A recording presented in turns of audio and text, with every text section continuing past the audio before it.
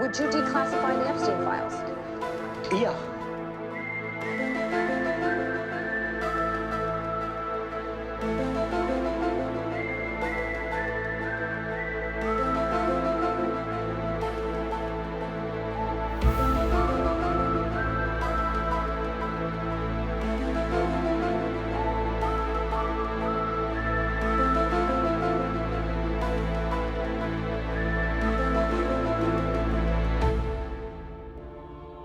Conspiracy theories about Jeffrey Epstein that Donald Trump once fueled are coming back to haunt him. Are you still talking about Jeffrey Epstein? This guy's been talked about for years. You're asking, we have Texas, we have this, we have all of the things. And are people still talking about this guy, this creep? That's a great question, Donald. Let's ask the people, shall we? Make some noise if you care about the Jeffrey Epstein scandal. I'm in agreement with the people. I want you to release the Epstein Files, especially since you spent a lot of time on the campaign trail promising to release them. Plus, you said you were going to drain the swamp, remember? Drain the swamp, and that's what we're doing.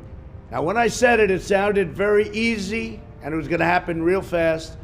I didn't know the swamp was this dirty and this deep. I didn't know about the swamp creatures being as bad as they are. They're bad. That sounds like you are projecting to me right there, Donald. Something you have a habit of. I understand that all this talk about the Epstein Files is overshadowing the news of you tanking the economy and making enemies of all the other nations of the world. It must be most frustrating to you. You must be wondering, why?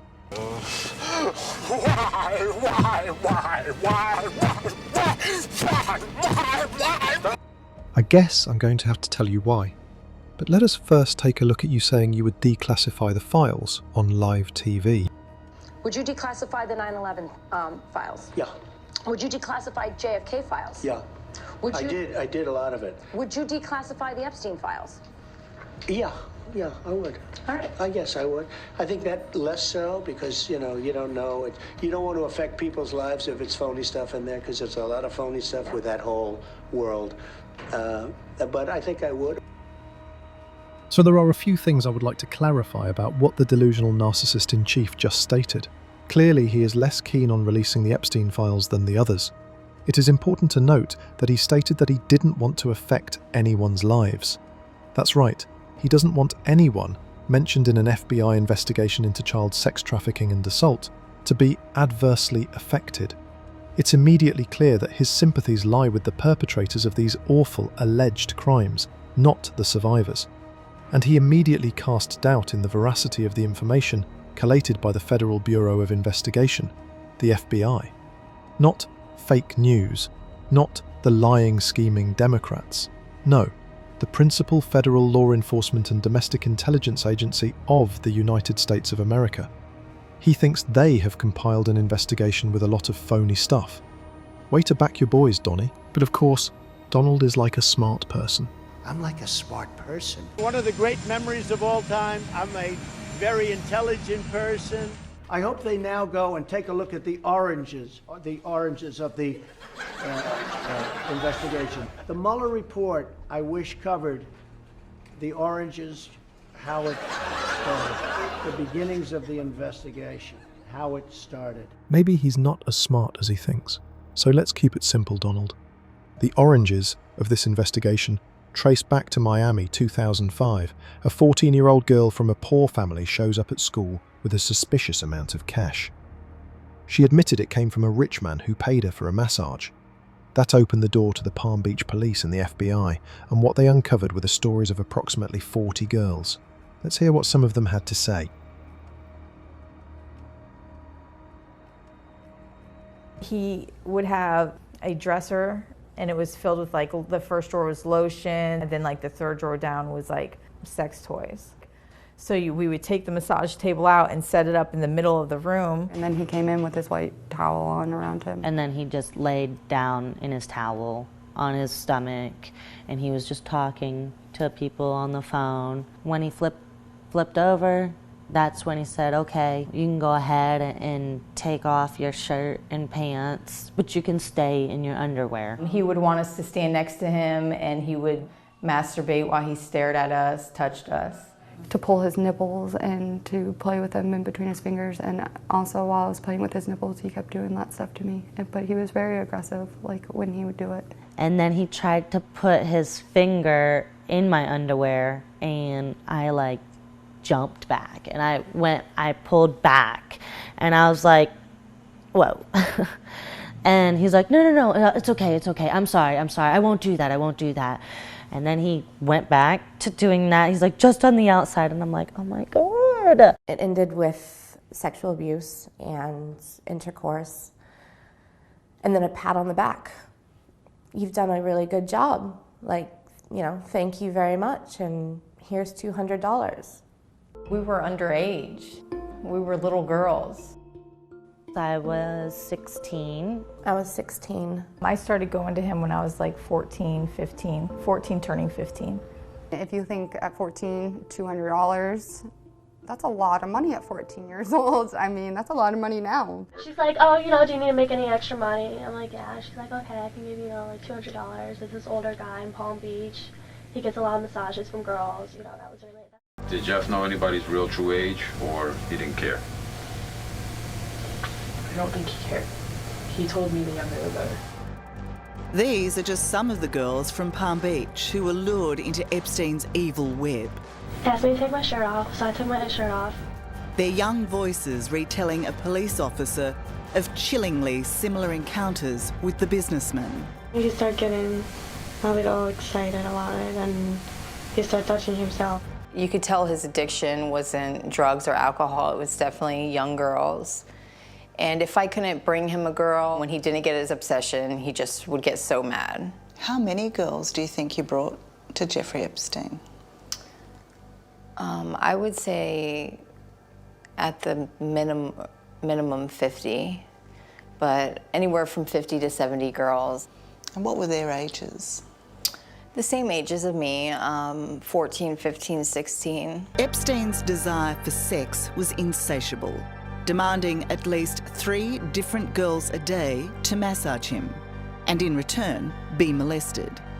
In a perverted pyramid scheme, Epstein would pay extra for his victims to find more girls for him. The younger, the better. I would have just my underwear on, because that's how he liked it, so. And I would just get massages back, and then he would potentially later on turn over and play with himself. And he would also like when I would play with his nipples. He used to get turned on by that. And then he would finish himself off, and then that would be the end of it. And he would still give me the $300, and normally I would either get it from the secretary, would leave it in a drawer in the massage room. How often do you think you were there? Yeah, once a week, twice a week, my freshman year. Did you ever tell him your age? I told the recruiter, I've mentioned it in front of him, yes. You're 14 years old? Yeah, he knew very well my age.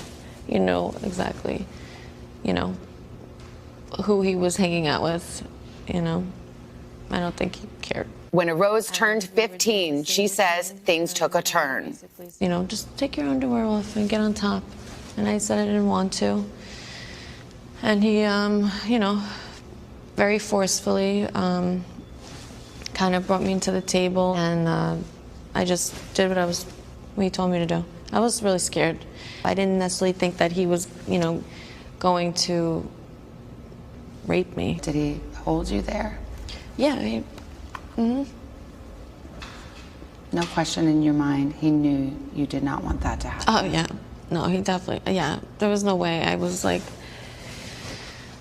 don't want to say I was screaming or anything of that nature, but I was terrified, and I was telling him to stop. Please stop, And did he? No, he did not stop. He had no intentions of stopping, and that's what he wanted, that's what he got. When you left there, you never went back? After that day, no, I never went back. I was terrified. I was really scared, because I didn't want that to happen again. Yeah, no, he raped me. Forcefully raped me, but knew exactly what he was doing. And I don't think cared. What hurts even more so is that if I wasn't afraid to come forward sooner, then maybe he wouldn't have done it to other girls. I feel really guilty. To this day, I feel really guilty. So it appears there are a number of girls who have spoken to multiple news outlets detailing the allegations that were made by them to Palm Beach police and the FBI. The case was closely followed by the Miami Herald, and one reporter in particular. Julie K. Brown is a goddamn bona fide American hero, and her extensive reporting on the Epstein case is quite magnificent. In an article for the Miami Herald, she details how in 2007, Palm Beach police and the FBI had built a strong case against Jeffrey Epstein for sexually abusing underage girls that sadly was never going to be tried. In 2007, despite ample physical evidence and multiple witnesses corroborating the girls' stories, federal prosecutors and Epstein's lawyers quietly put together a remarkable deal for Epstein, then 54. He agreed to plead guilty to 2 felony prostitution charges in state court, and in exchange, he and his accomplices received immunity from federal sex trafficking charges that could have sent him to prison for life. He served 13 months in a private wing of the Palm Beach County Stockade. His alleged co-conspirators, who helped schedule his sex sessions, were never prosecuted. The deal, called a federal non-prosecution agreement, was sealed so that no one, not even his victims, could know the full scope of Epstein's crimes and who else was involved. The U.S. attorney in Miami, Alexander Acosta, was personally involved in the negotiations. Instead of filing federal charges that could have put him in prison for life, then U.S. Attorney Alexander Acosta, a Trump appointee and later Trump's Labor Secretary, intervened and made a highly unusual plea deal with Epstein's attorneys. Epstein, with an army of lawyers, negotiated a slap on the wrist and a slap in the face for victims. Instead of admitting to child sex abuse, Epstein agreed to plead guilty to a lesser charge of soliciting a minor for prostitution, and in 2008 was sentenced to a mere 18 months in a Florida jail. Epstein pleaded guilty in state court to 2 prostitution charges and served 13 months. Epstein's punishment was like that of no other sex offender in Florida. He had a private space in a vacant wing of the Palm Beach County Stockade, but records show he spent limited time there. He was allowed to go to his private West Palm Beach office, where he spent up to 12 hours a day, 6 days a week, often accepting visitors, including female friends. What he ended up pleading to was a joke. The sentence he served was even a bigger joke, and then his probation was a slap in everybody's face. The government, by that agreement, was definitely putting their name on something that they believed at that moment was ending the possibility of prosecution and ending the victim's rights. Right there, that's what the government believed. How can you do that to all these girls? How can you tell them that what he did was okay? Well, I started getting somewhat of an inclination that this is a situation where somehow, for some reason, the defendant and the government are working together against the victims, although that kind of conspiracy theory sounds so preposterous that I didn't want to believe it. Epstein hired somebody that would impress the state attorney, Barry Krischer, to drop the investigation. The U.S. Attorney's Office got involved with this case with Jeffrey Epstein's A-list of defense attorneys that are extremely well known and extremely powerful. I think these attorneys were able to manipulate the sitting U.S. attorney and the assistant U.S. attorney working the cases. A few things happened in this case that during my law enforcement career I've never seen before. The U.S. attorneys here had an indictment and they were sending it back and forth to Jeffrey's lawyers for changes. It's really disappointing to look, as a lawyer, to look at this circumstance and say, how did this happen? One individual commits one abuse of a minor, in one instance of abuse of a minor, and they're held accountable for years and years through the criminal justice system. This individual abused hundreds of girls, and nothing happened. It's really, really unfortunate. We look at that and we say, how did the criminal justice system fail these girls in such a significant way? Acosta, now President Trump's Labor Secretary, didn't explain why he sealed the details of Epstein's plea so that no one would know the scope of Epstein's crimes or who was involved. Years later, he said he and his staff were bombarded by Epstein's army of legal superstars, who launched a year-long assault against him and other prosecutors that they took all the way to the U.S. Attorney General in Washington, D.C.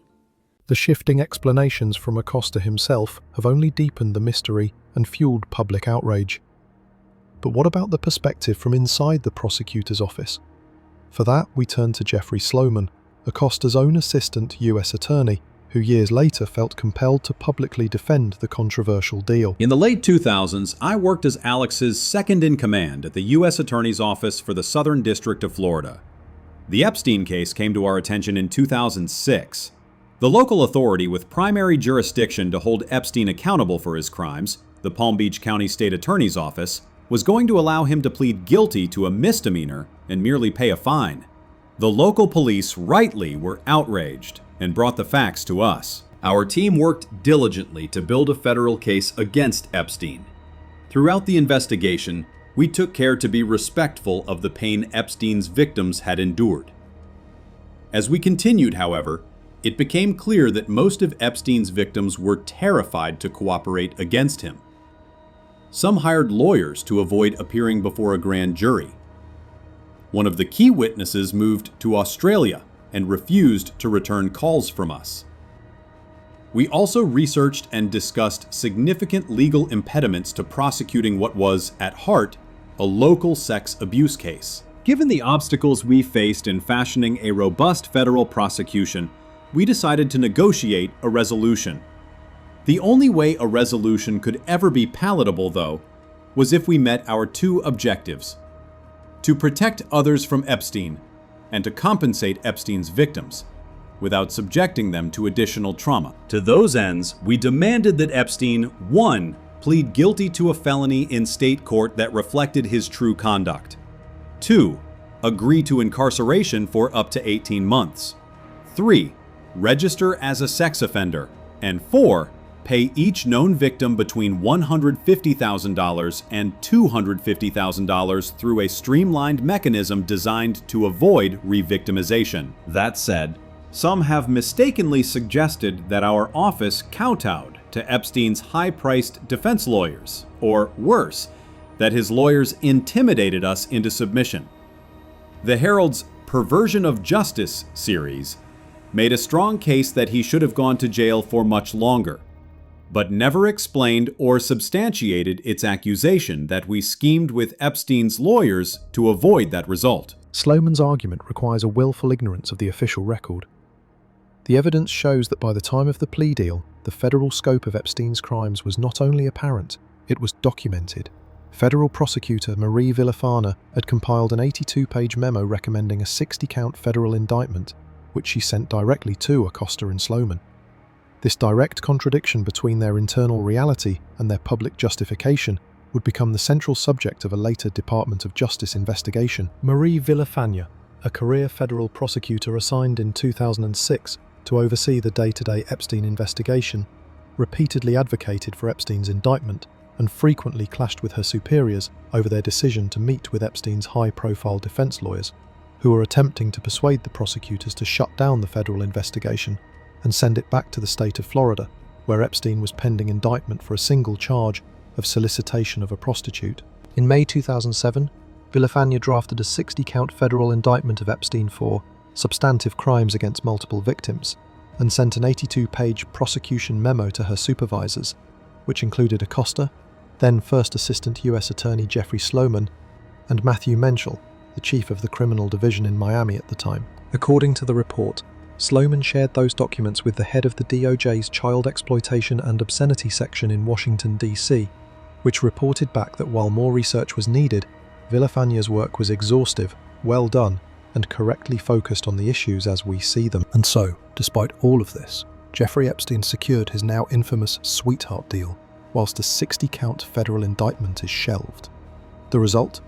A billionaire pedophile, effectively checking into a facility to sleep and roaming free all day for 13 months, whilst a federal agreement shields a yet unknown entire network of co-conspirators from justice.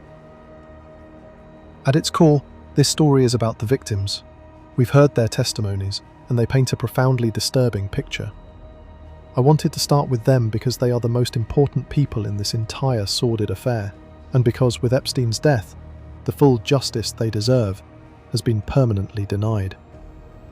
The initial handling of this case wasn't just a failure, it was a profound injustice. Now, as an Englishman, I'll admit I have no stake in your political squabbles.